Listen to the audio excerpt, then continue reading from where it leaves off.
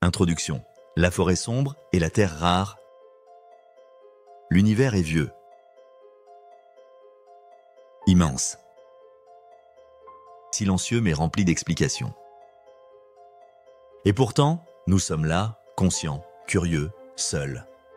Le paradoxe de Fermi résume cette contradiction. Si la vie intelligente est probable dans un univers aussi vaste, pourquoi n'en voyons-nous aucune trace ? Aujourd'hui, on va explorer deux des hypothèses les plus fascinantes et les plus angoissantes qui pourraient expliquer ce silence. La théorie de la forêt sombre, un univers peuplé mais dangereux. Un endroit où se montrer signifie peut-être mourir. Et l'hypothèse de la terre rare, l'idée que la vie complexe comme la nôtre est un accident statistique. Une anomalie cosmique. Deux visions radicalement différentes. L'une nous suppose cernés, l'autre désespérément seul. Mais toutes deux arrivent à la même conclusion. Le silence de l'univers n'est pas vide de sens, il est inquiétant. Bienvenue sur Astrocapsule. Accroche-toi, on entre dans les ténèbres. Chapitre 1. Le paradoxe de Fermi. En 1950, le physicien Enrico Fermi pose une question toute simple lors d'un déjeuner. Mais où sont-ils tous ? À cette époque, on commence à envisager sérieusement les vols spatiaux, les signaux radio interstellaires et les premières équations d'estimation du nombre de civilisations dans la galaxie. Statistiquement, il devrait y avoir des dizaines, des centaines, voire des milliers de civilisations intelligentes rien que dans la Voie lactée.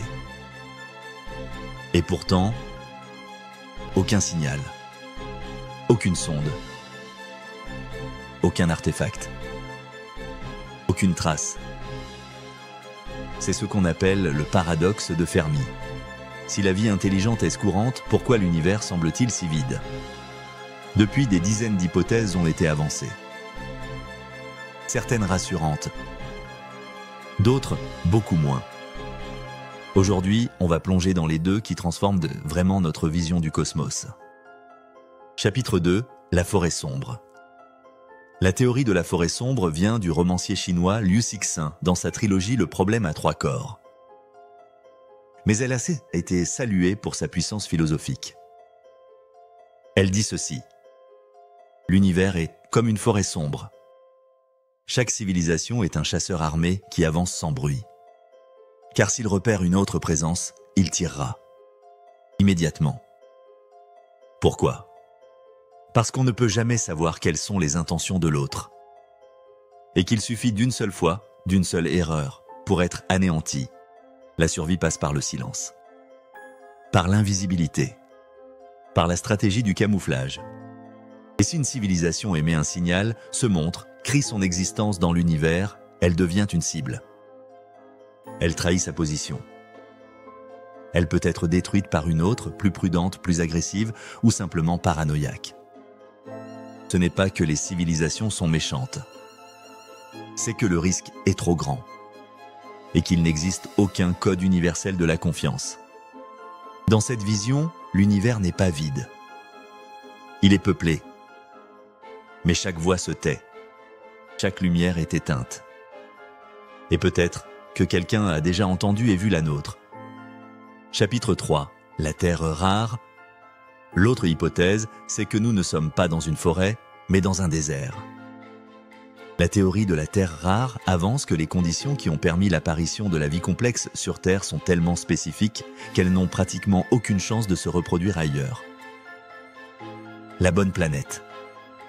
À la bonne distance d'une étoile stable. Protégée par un champ magnétique. Possédant une lune stabilisatrice. Dans une galaxie avec peu de supernovas à proximité. Avec une chimie riche de l'eau liquide et une activité tectonique stable. Et, par-dessus tout, 4 milliards d'années de stabilité climatique relative. Même si la vie simple est courante, la vie complexe, comme les animaux, les humains, les civilisations, serait donc une anomalie cosmique. Nous ne serions pas seuls car les autres se cachent. Mais seuls, parce que rien d'autre n'a survécu ou n'a émergé. Ce n'est pas une prison silencieuse. C'est une solitude statistique. Un vertige biologique. Et c'est peut-être pour ça que l'univers ne répond pas. Parce qu'il n'y a personne capable de répondre. Chapitre 4. l'anomalie humaine. Certains chercheurs parlent même de l'hypothèse de l'anomalie cosmique. L'idée que l'intelligence humaine est le fruit d'une conjonction improbable de conditions. Et que statistiquement, nous ne devrions même pas exister. Chaque avancée humaine, langage, outils, culture, technologie, n'est peut-être pas reproductible ailleurs. Pas de manière naturelle. Nous serions un point aberrant dans l'univers. Une singularité biologique. Pas un modèle de vie. Et cela remettrait en cause nos efforts pour chercher des autres civilisations. Car nous cherchons ce que nous sommes. Mais peut-être que rien d'autre ne nous ressemble, ni même ne pourrait. Chapitre 5. Ce que cela change. Si la forêt sombre est vraie, alors nous devrions nous taire. Effacer nos signaux. Nous cacher. Si la terre rare est vraie, alors nous avons une responsabilité unique dans l'univers. Préserver la seule forme de conscience avancée connue. Dans les deux cas, ce que nous faisons compte. Et peut-être que notre silence ou notre bruit façonnera le futur de la galaxie. Conclusion. Le paradoxe de Fermi reste entier. Mais les réponses que nous construisons autour sont de plus en plus complexes. Et de plus en plus lourdes. Être seul, c'est terrifiant. Être observé en silence peut être pire. Dans un cas, nous sommes l'exception. Dans l'autre, nous sommes la proie. Mais dans tous les cas, nous sommes conscients. Et cela, à l'échelle cosmique, est peut-être déjà une rareté. Et si notre prochaine vidéo nous emmenait aux limites de l'univers? Merci d'avoir regardé cette capsule d'Astrocapsule. Abonne-toi, like cette vidéo, c'est très important pour moi, et partage la chaîne pour continuer à explorer ce que l'univers ne montre pas, mais laisse deviner.